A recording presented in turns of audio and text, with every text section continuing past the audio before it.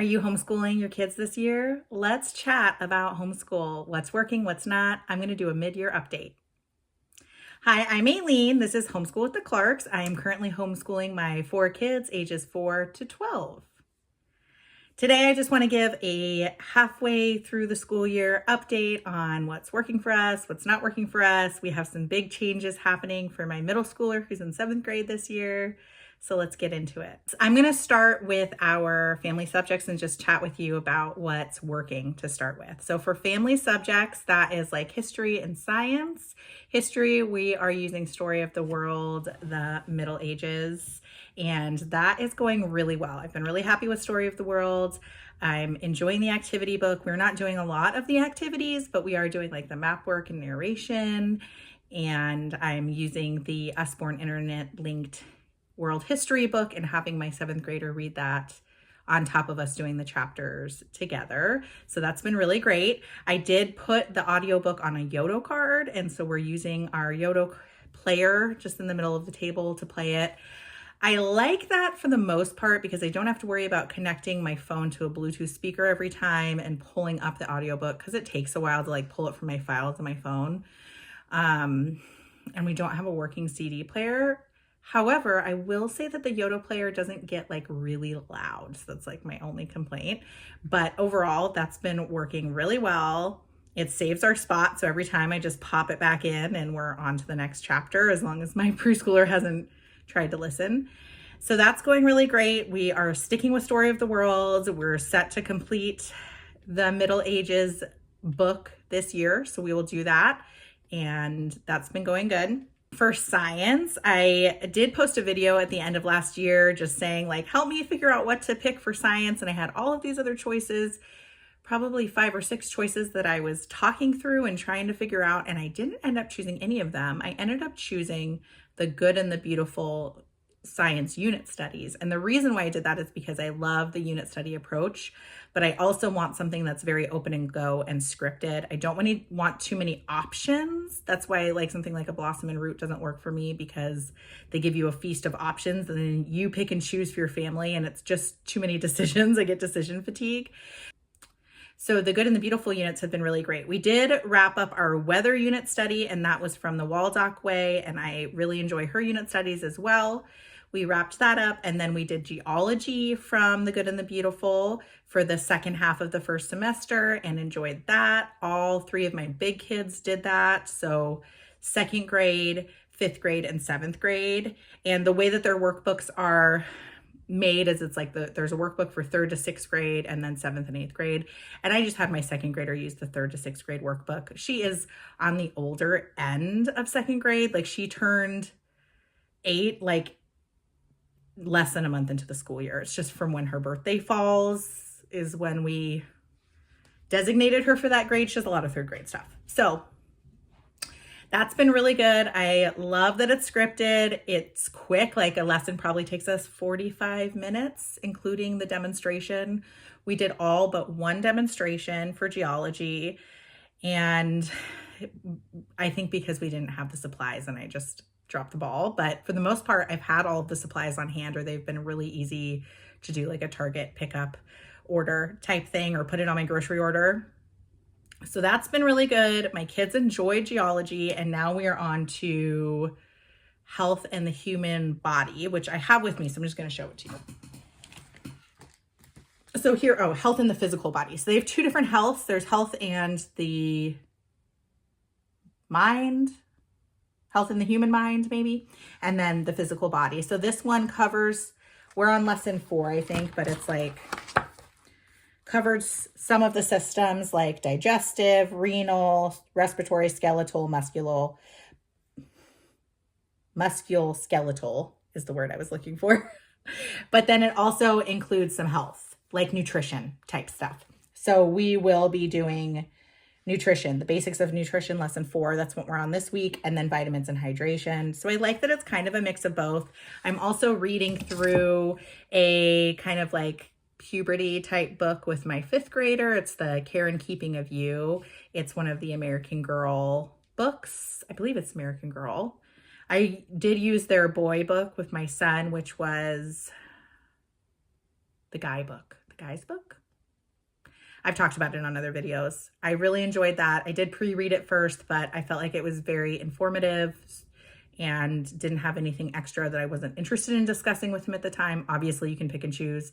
So I'm slowly reading through that with my 5th grader now, the girl one. And I tried to time it where we were starting health in the human body at the same time as reading through that with her, just to kind of tie it in. So we are doing that. I've been really happy with their units. I did end up buying a few while they were on sale because I was going to get this health one, and I had space on my list to do soon as well because my son really wanted to do space. And then there was we were either going to do mammals or another animal one, and mammals on sale. So I picked up Health in the Physical Body, Space, and Mammals during their sale, and that was a really good deal. And I did end up getting all of the extra books and stuff. So that's been good. We're happy with that. We're not changing that. We will do this one and then either Mammals or Space next. I haven't decided yet. And then I thought I would chat about the books that we read in the first semester, the novels we read. We did finish Harry Potter and the Half-Blood Prince, the second to last one. So we finished that, but that takes us, we do them in audio, and it took us 9 months. So we did just wrap it up, but it was started last school year. But we also read The 100 Dresses. This book was really short and cute, and my daughters enjoyed it. My son, I don't think he cared either way, but it's a very cute little story. It has a few illustrations in there. Very easy read. In fact, my daughters would sometimes take turns reading it. So I liked this one. If you have an elementary daughter, she may enjoy that. We read book 1 of the Wingfeather Saga. This one has come so recommended by many people that I follow. And so it had been on my list to start reading through these with my kids. But it was a little bit of a patchy start because it starts out really creepy and gruesome. A kid gets kidnapped and they're taken away and maybe they're going to die. You don't really know. And so my 5th grade daughter was instantly turned off and has been anti-Wingfeather ever since. My son and my 2nd grader loved it and just wanted to read all the books. So I think my 5th grader probably would have enjoyed it more if she hadn't decided. She sets her mind something and she sticks to it. And so she set her mind to, I don't like Wingfeather. It's creepy. That's what she said. And so she didn't like it. I will say it's definitely got some violence in there. And yeah, there's some creepy guys in there. So probably not early elementary is best. It depends on the kid. Because again, my 2nd grader is enjoying it. So just know your child, maybe reread the first chapter. So we did finish this and we started the second one on audiobook because we have other novels we're reading aloud and I'm trying to manage it all. So we're listening to the second one on audio and then maybe we'll start the last Harry Potter. I'm not really sure, but this was good. Just a rough start. Another one we read was The Puppets of Spellhorst. And we read this one because of Winn-Dixie by the same author, Kate DiCamillo, and my kids, all of them loved this book. I think I will probably end up rereading it again in a few years when my youngest is more into paying attention to novels. She's with us, but I don't know that she's paying attention or following all the way, because she's 4. But we loved this book, really enjoyed the movie. It was super cute. So this one was fun. So I picked this one up because it was the same author and someone on Instagram had suggested it. It was okay. I enjoyed it, but it wasn't amazing. I don't know if it would be on one of my book recommendations to someone. Yes, you should read this to your kids. Yes, you should read Because of Winn-Dixie to your kids because it was super cute and fun. But this one was it was a 3 stars. So we read that. We also read Tales of King Arthur because we're studying the Middle Ages. And I enjoyed the story. There was a lot more to it than I realized. There was some gruesome stuff and there was someone having an affair, which it didn't get into detail, so it was okay, but I just wasn't expecting that. I obviously didn't pre-read it, but my kids liked it. It had some cool pictures. So they enjoyed the the illustrations. Not all of them were in color. Some were in black and white, but there were definitely some gruesome bits, which Middle Ages, right? That stuff, some of it's gruesome, but they enjoyed it. And then we talked about watching a King Arthur book, but I don't think we actually ended up watching a King Arthur movie. We were talking about I think it's called A Boy in King Arthur's Square. On King Arthur's Round Table. I don't know. I remember watching it as a kid and enjoying that movie. And then I brought it up and my son was like, yeah, I've already watched it. And it was kind of like, meh, we're not interested. So we didn't end up doing a movie. But we read the book and it was interesting to read more of the storyline of King Arthur because there's so much more than I really knew. So those are the novels that we did in the first semester as a family. And I did talk in the beginning of the year about assigning novels this year to my 2 older kids. I took a break from assigning novels to my 7th grader because I had shared that I felt like I was sucking the love of reading out of him. And we've come past that. He has found some books he's really into. He's really loving Calvin and Hobbes right now. And he's also really loving Wings of Fire. And so he's reading on his own again, but I really, he's in middle school. I want to be assigning novels. I wanted to assign some historical fiction, and he is doing the Good and the Beautiful level 7 language arts. And they actually have like a reading challenge on there. So we kind of use that as like our starting point. And I made kind of a short list, and then I went online with him and read the synopsis and showed him each book and let him choose. And he liked that. So what he's read so far, these are like Usborne books, Usborne Library of Fantasy and Adventure. So he read Tales of Robin Hood. He really enjoyed this. We did watch Robin Hood, Prince of Thieves afterward because I grew up watching that movie with my mom and sisters and it was just so nostalgic for me. So I watched it with my kids. Probably fast forward through the first bit if you watch it with your kids because there's a man getting his hand cut off. So I already knew about it because my parents used to fast forward through that part for me. So I fast forward through it, but it was such a cute movie. My kids enjoyed it.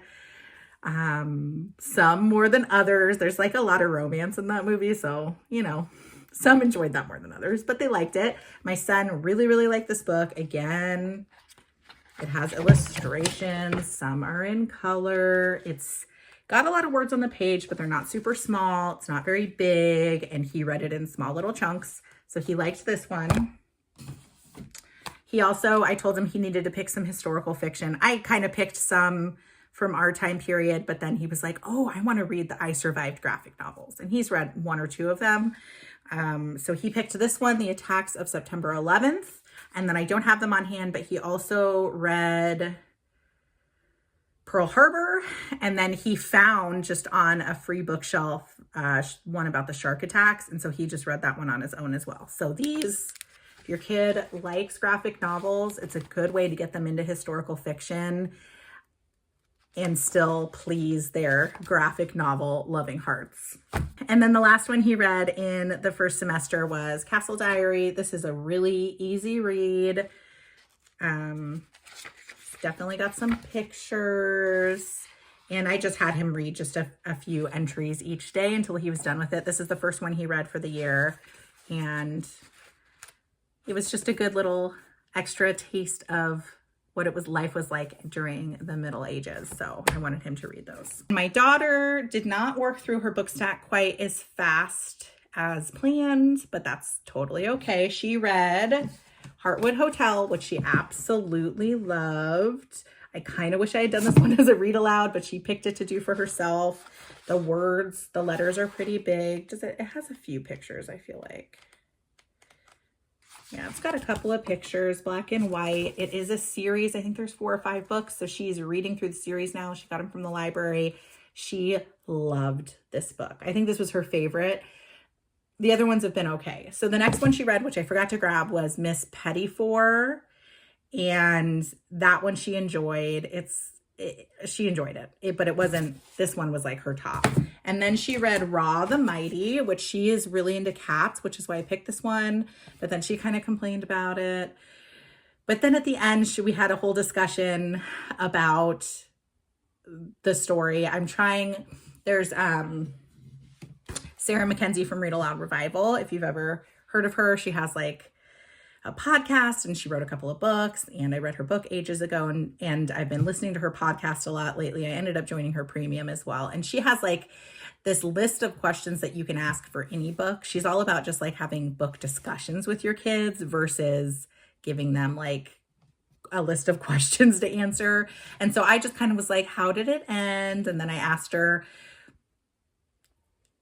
she said, oh, well, they solved the mystery. And I said, well, what was the mystery? And we just had this back and forth discussion. And then I said, would you have done it the same way? Because that was one of the questions that Sarah Mackenzie talks about, is like asking like what their perspective is. Would they have made the same choices?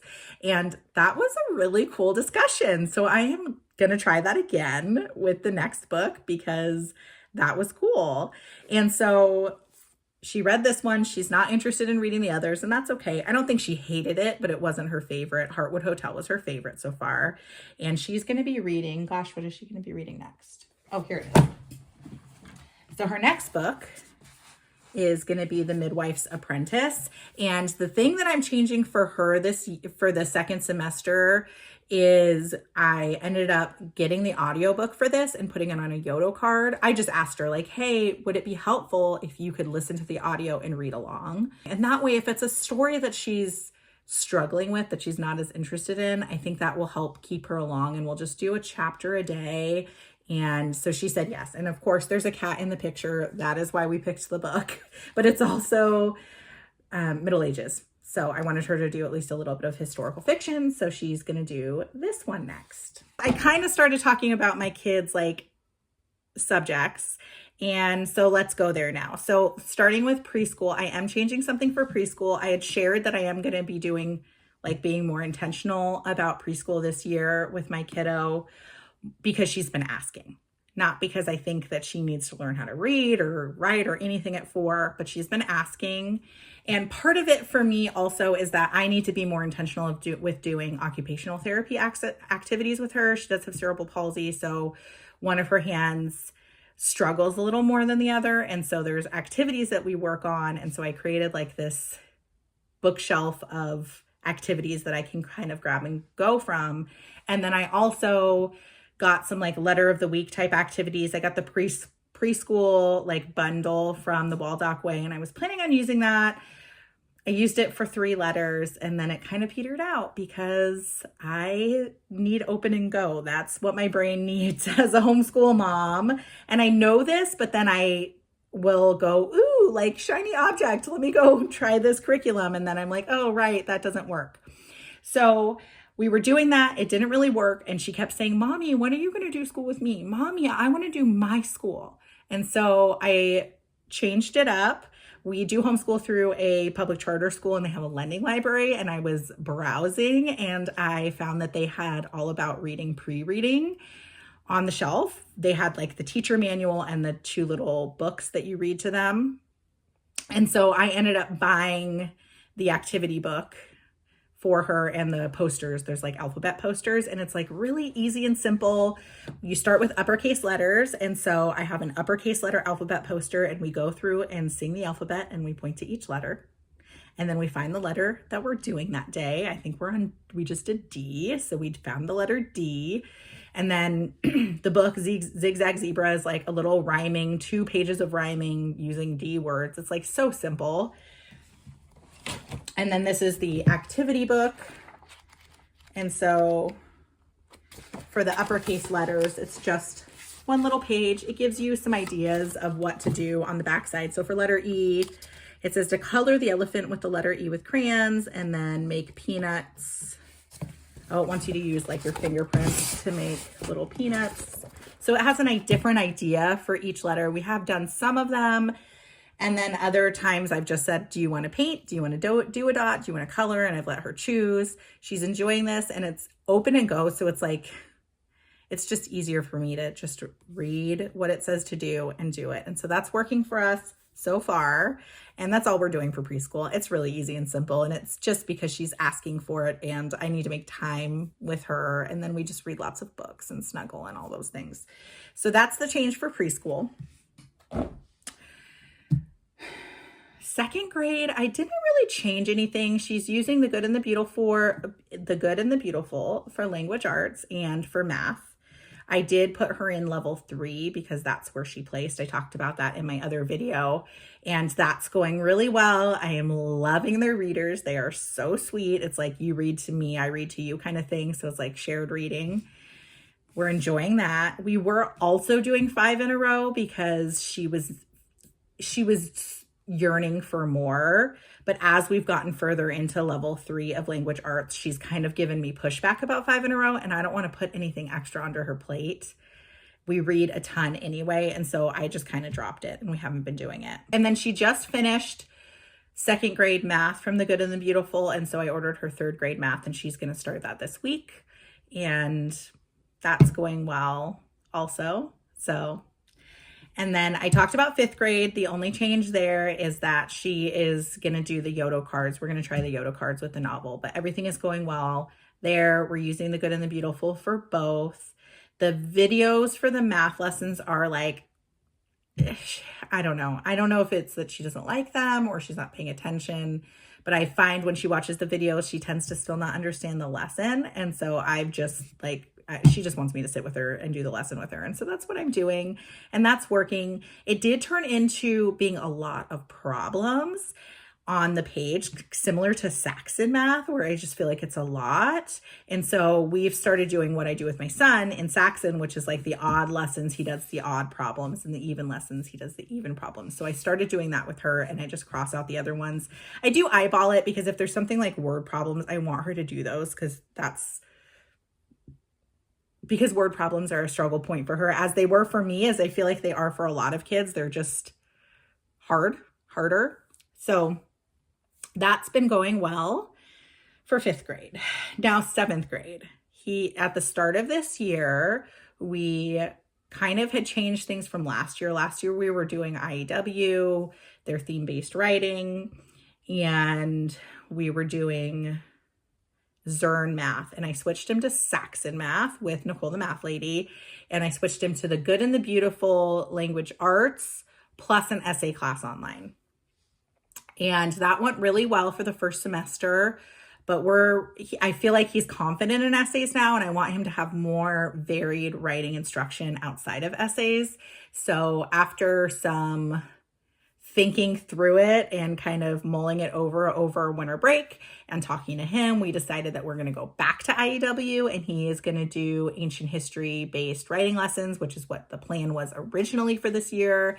And he was really excited about that. That's the one he picked. And so it's on order. So I don't have it to show you, but we're going to start that as soon as it comes in, and we're not going to do any more essay classes for now.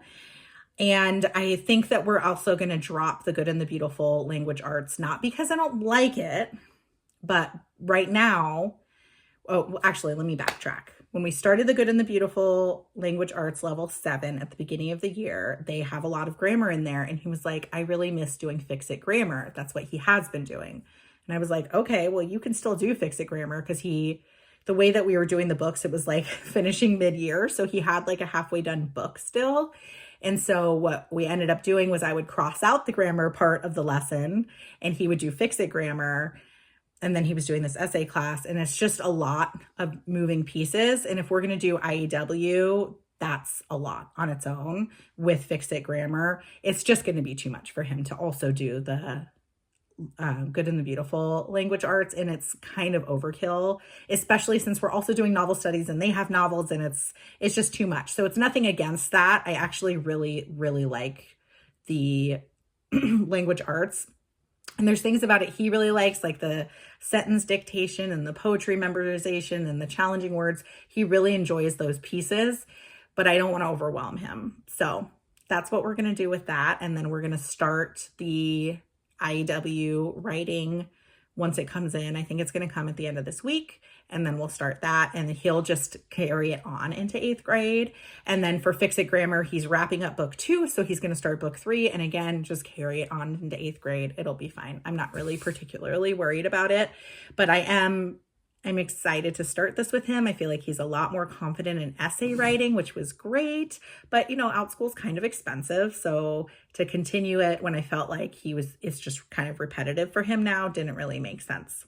We did do, kind of circling back to family studies, a couple of things I forgot to include was we did some unit studies in the first semester and kind of paused our history here and there to do those. So we paused history. Well, we alternated between history and doing this study, which was an election unit study, which we enjoyed. I thought it was a really, great way to just refamiliarize my older kids and familiarize my younger kids with the election process. And they enjoyed that, and it had some fun book recommendations. So we did that. And then we did a Thanksgiving unit study, which kind of was like meh. Election unit study was from A Living Learning Co. And I mentioned this because the Thanksgiving unit study I bought from Treehouse Schoolhouse, which I have done her Christmas school and her nature study. And we absolutely love her nature study. It's amazing. And so I just bought it. Like, I didn't even look at it. I was like, oh yeah, we're going to pause history and do this Thanksgiving unit study because I love your stuff. And I did it, and I didn't realize that it wasn't written by Lindsay. It was actually written by the girl who does A Living Learning Co. And I loved A Living Learning Co.'s election unit, but I did not love the Thanksgiving unit. I didn't love the books. Some of the books were okay. Some of them I didn't love. And the crafts that they included, there wasn't enough direction. So it was just, again, I'm an open and go, like, I need direct steps, and there wasn't enough direction. There weren't like step photos. So it was a little bit too confusing for me to teach to my kids to be able to like take that on. And so we didn't end up doing any of the crafts, and that was really kind of disappointing. I had mentioned when I did my flip through of the election unit study that I liked that she just said, okay, create like a poster, and here's an example. I did like that for the election unit, but that was more just being creative. But with these like specific crafts, like weaving and stuff, I really needed more direction to teach my kids how to do it properly. And that was not, it wasn't detailed enough. And so we want to do that one again, unfortunately. And I think if I buy her stuff in the future, I'm going to make sure it's by Lindsay, or I'm going to read reviews instead of just buying blindly. And then for Christmas school, I did do a Christmas school video, and I bit off a little more than I could chew because I decided to do Christmas school from Read Aloud Revival, which was lovely. It was a little Christmas Carol, which was like an illustrated version of the Christmas Carol. Sadly, our little Christmas Carol book, I ordered it on November 4th, and it didn't come until after Christmas. Like, it took so long. They were so like back ordered and all kinds of things. I don't know what happened with my delivery, but it just took forever. And so sadly, we didn't get to use the illustrated book, but we did do the audiobook, and we loved it. It was awesome. And one of the things that Read Aloud Revival does is they do these, like, they don't call them vocabulary words. They call them like words to watch for. And you don't quiz your kids or anything. It's all about just like reading. You read the list to them and tell them the definitions, or maybe you put them up on your whiteboard or whatever. You're just exposing them. And one of the words that we learned was humbug, which means like, I disagree. Like, I don't think that's true, which was like so interesting to listen to him say, bah, humbug, when people would say things like Merry Christmas, because he's like, no, not Merry Christmas. That's what he's saying. I never knew. And so that was really cool. I had never read the book before. The audiobook was awesome. I got it on Hoopla through our library, so I didn't have to pay for it. We really enjoyed that. The other thing I was trying to do was from Little School of Smiths. She came out with a study on the Christmas symbols and how they're all tied to Christ, which was super cool. And it was like every day, every time you did it, you created a piece of art for that symbol. And that just got to be too much. Like, we got so behind. We did not finish all of them. I love the concept behind it, but it was like between that and trying to do Christmas school, or the Christmas school from Read Aloud Revival, it was just too much. So sadly, we didn't finish all of them. I do really like the symbols book that paired with that study, and we will reread through that next Christmas because I thought that was really cool and interesting, and things I didn't know about the symbols we see during Christmas and how they're tied to Christ. So those were the studies that we did in the first semester. We don't have as many unit studies planned for the second semester, but it's still new. I have shiny object syndrome, so I could possibly add something to the mix, but I do plan on having us finish history, and we have about 20 chapters left in history to finish before the end of the year. So we need to do like alternating to finish history and 2 science units. It's like 2 history and 1 science a week, and then 2 science and 1 history. Ideally, we do 4, like 2 history and 2 science every week, 4 days of the week. But we have so many like appointments, and we're in a co-op, and we do all of these other things. We're hosting poetry tea time at our house tomorrow. I could be, hopeful and think we're going to do school tomorrow, but I already know we're not going to, because every time we host poetry tea time, I want to clean the house and get ready, and we don't end up doing anything. So I really need to mentally prepare that I'm not going to do any school with my kids tomorrow. I mean, they will do school in the form of poetry tea time, but like book work. So it's like, I try and get us to have 4 days of school. So like 4 days of math and English, and 4 days of morning time, and 4 days of like our family studies, like history and science. But sometimes it ends up being like 3 days of history and science, depending on our outside commitments of sports, appointments, co-ops, etc. Like I said. So that's my plan for the second semester. We shall see how it goes. If you have a fun unit study you're doing in the second semester, definitely let me know in the comments, because I do love a unit study and I could probably fit it in.